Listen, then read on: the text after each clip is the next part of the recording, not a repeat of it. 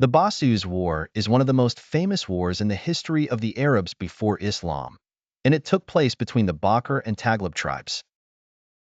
This war lasted for 40 years and was the cause of much bloodshed and the destruction of many properties.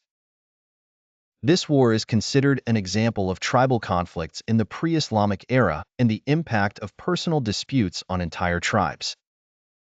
The war began because of a camel called Sarab that belonged to a woman named Basus bint Munkid bin Salman. Basus was a guest of her nephew Jasas bin Murrah from the Bakr tribe. Taghlib bin Rabi'ah, the leader of the Taghlib tribe, killed the camel because it entered his lands, which angered Basus and her nephew Jasas. Jasas bin Murrah killed Taghlib bin Rabi'ah in revenge for the camel, which ignited the fuse of war between the two tribes. The war between the Bakr and Taghlib tribes continued for 40 years, interspersed with intermittent battles and clashes.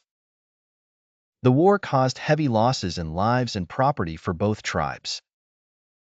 The war ended after several prominent figures in the Arab community intervened to reconcile the two tribes.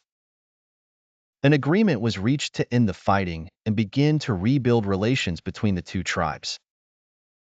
The Basus War shows how personal disputes can lead to devastating wars involving many people. The war emphasizes the importance of reconciliation and tolerance in resolving disputes and preventing further destruction and loss. The war reflects the tribal values that were prevalent at the time, such as dignity, revenge, and honor.